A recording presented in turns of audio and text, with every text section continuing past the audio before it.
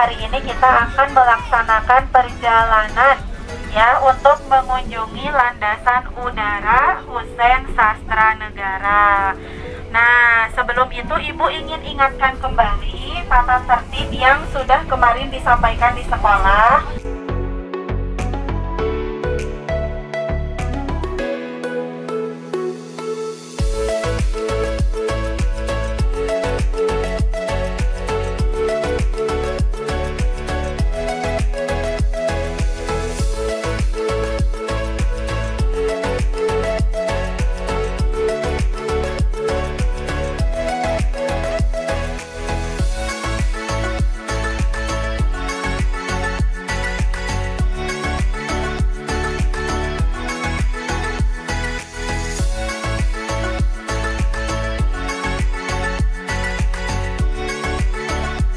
Fatih, Hadir, Zikra.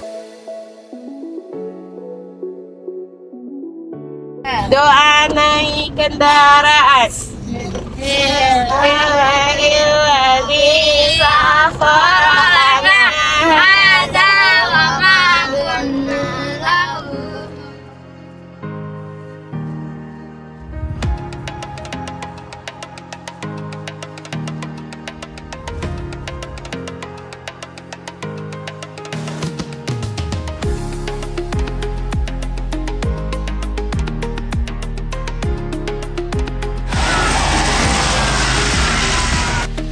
Assalamualaikum warahmatullahi wabarakatuh.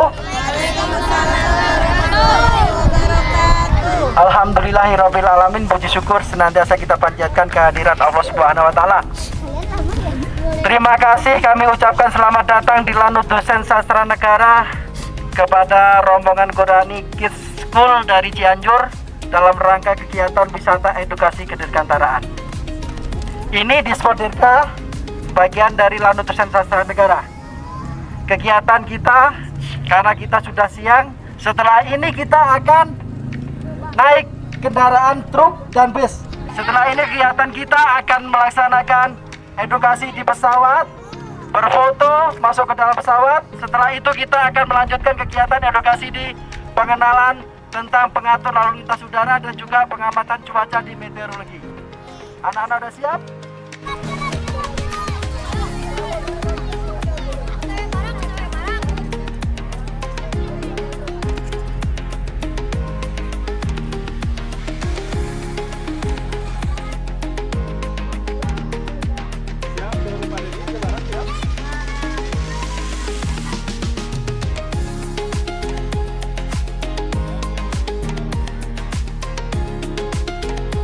Alhamdulillah, saat ini PKBM Qurani Kids School sudah tiba di kantor Dispot Dirga Lanut Hussein Sastra Negara. Dan kali ini kita sedang menaiki truk TNI akan menuju tempat edukasi di mana nanti kita akan belajar segala hal tentang kedirgantaraan.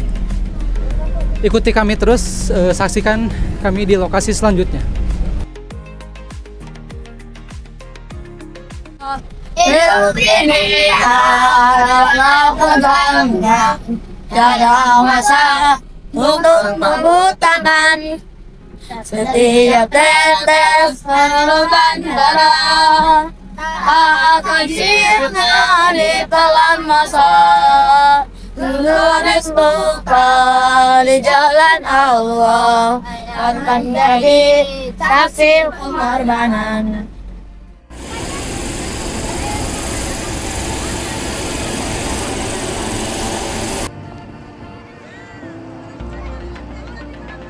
Selamat pagi!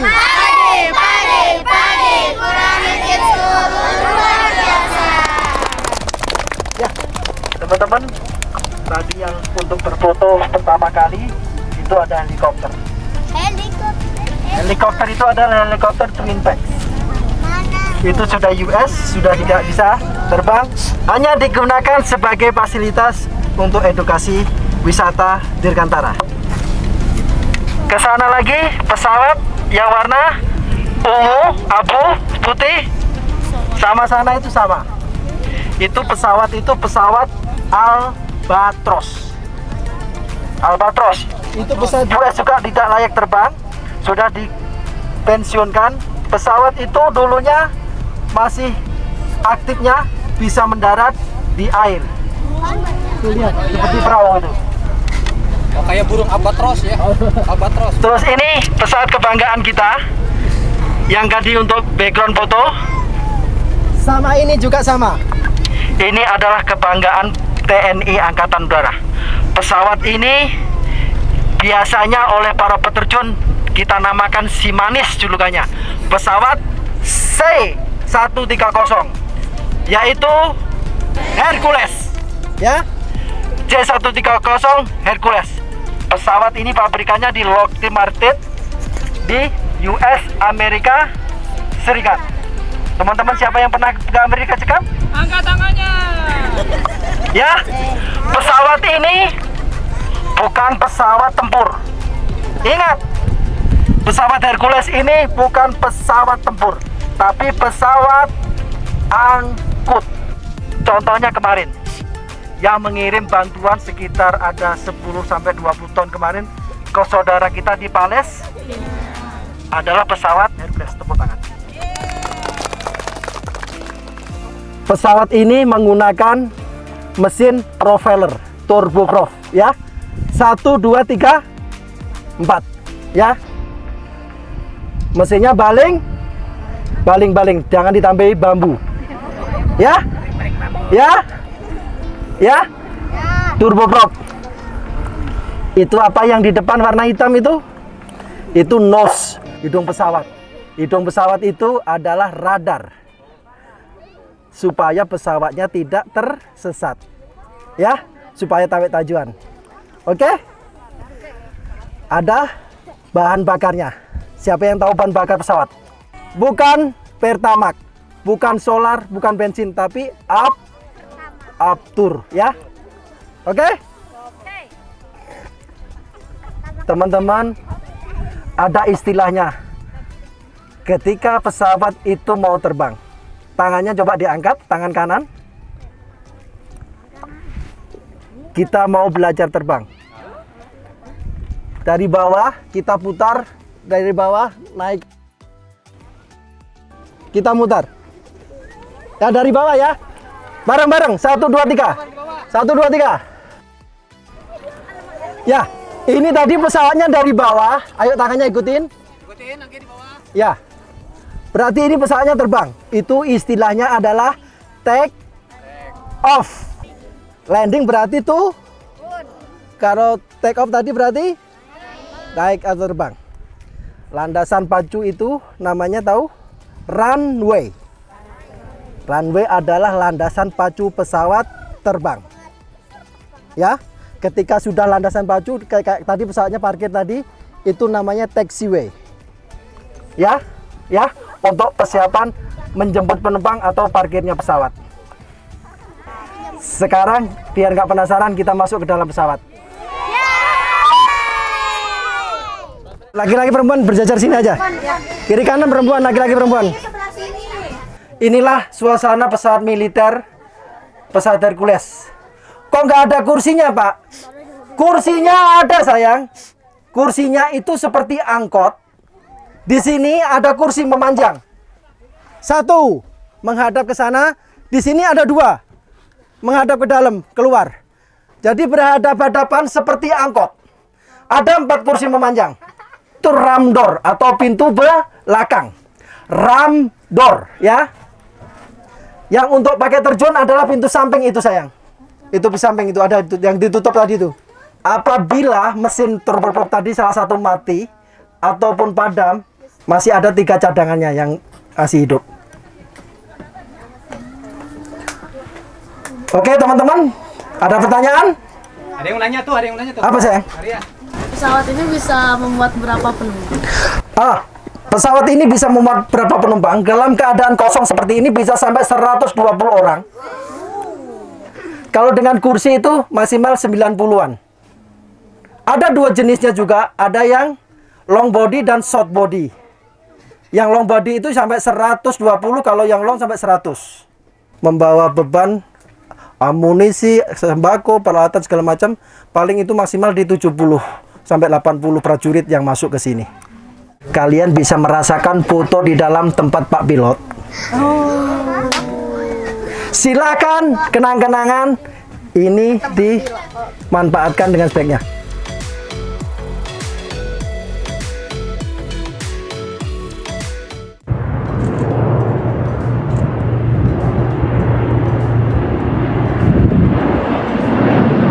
Meteorologi itu adalah ilmu yang mempelajari tentang keberadaan cuaca yang ada di runway atau di bandara atau di sekitar kita. Jadi kita yang membantu perkembangan atau dukungan untuk penerbangan di dalam pesawat. Misalnya jika pesawat ingin landing atau ingin take off, kita sebagai meteorologi harus memperkirakan cuaca yang akan terjadi ke depannya. Contoh ada alatnya di sini. Ada 2 alat di dalam sini. Satu untuk yang ini untuk melihat kecepatan angin dan arah anginnya dari mana. Misalnya arah anginnya dari barat. Kita bisa lihat dari sini. Misalnya baratnya dari arah 270 derajat. Itu dari arah barat. Kalau misalnya arah dari timur dari 90 derajat. Kalau yang ini untuk tekanan yang ada di udara dan ada di darat.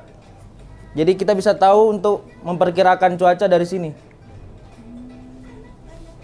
Nah, selain itu dari semuanya, awan itu udah cuma satu jenis.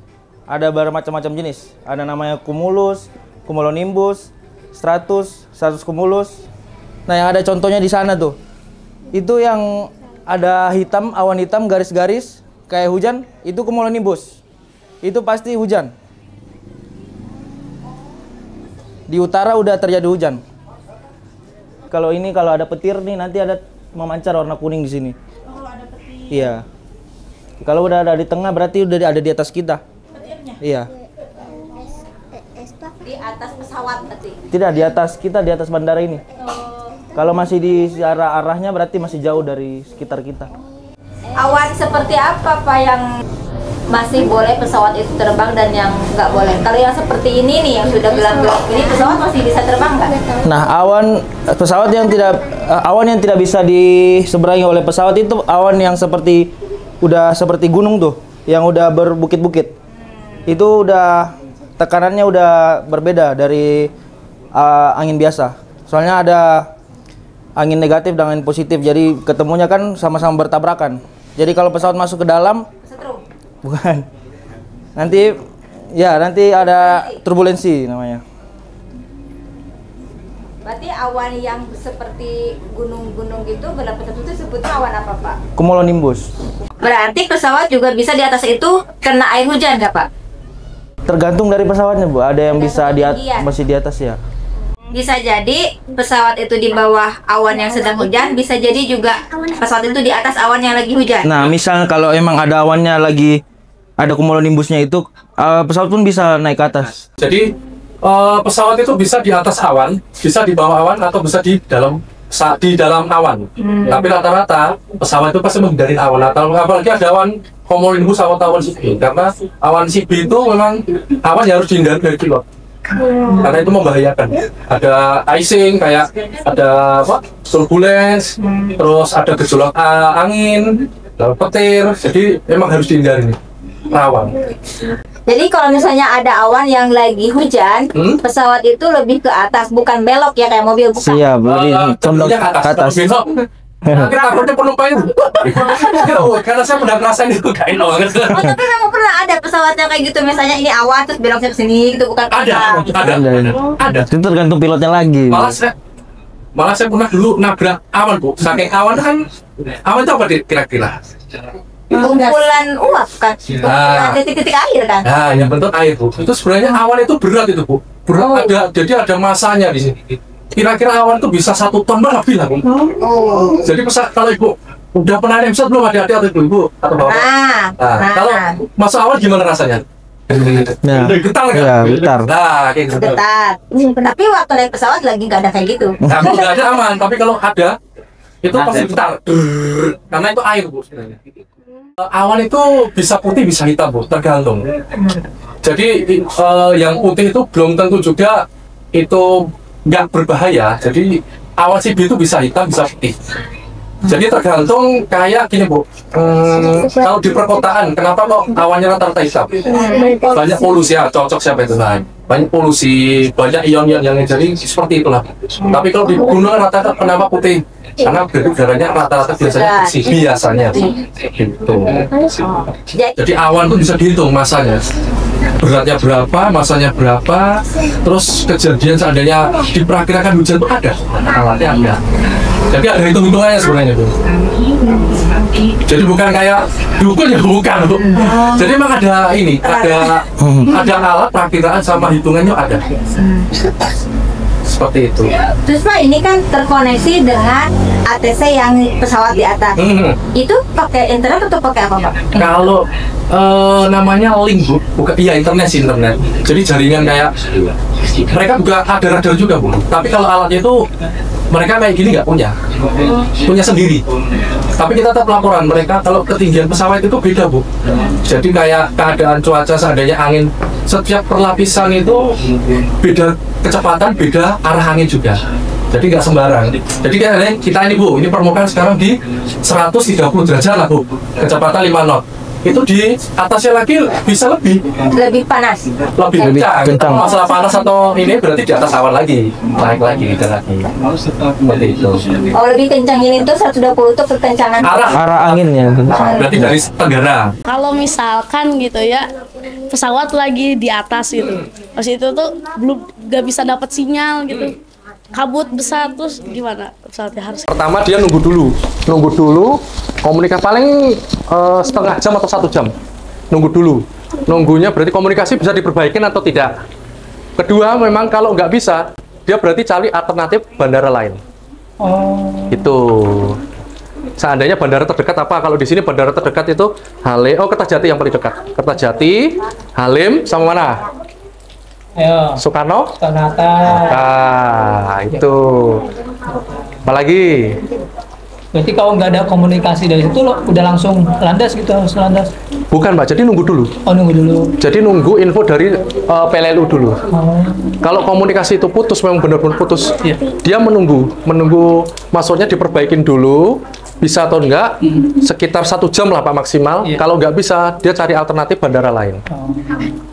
Ya nggak berani dia landing juga, seandainya landing tahu-tahu ada pesawat yang parkir atau ini lewat, wah itu bahaya, lebih bahaya lagi. Kalau dalam situasi genting, pesawat bisa mendarat di bandara-bandara luar negeri deh. Kalau luar negeri tergantung bahan bakarnya, tapi lebih aman cari yang terdekat.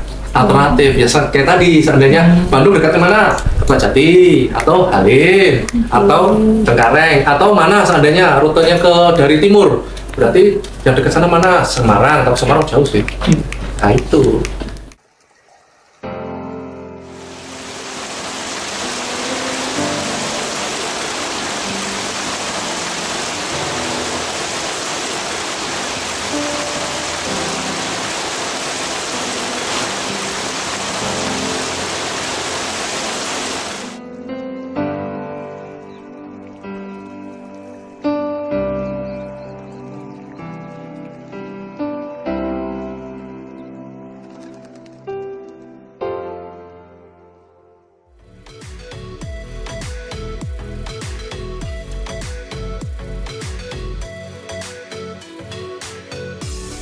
Bapak, kami selaku pihak Dispot Dirga Lanut Dosen Sastra Negara mengucapkan beribu-ribu terima kasih atas kegiatan kunjungan edukasi ini.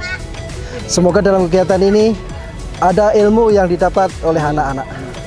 Alhamdulillah Pak Sigit, terima kasih. Kami juga dari PKBM Kurani Kids School mengucapkan terima kasih karena Pak Sigit telah membimbing kami, anak-anak kami, dalam memberikan wawasan seputar kedirgantaraan di Lanut Dosen Sastra Negara ini. Terima kasih.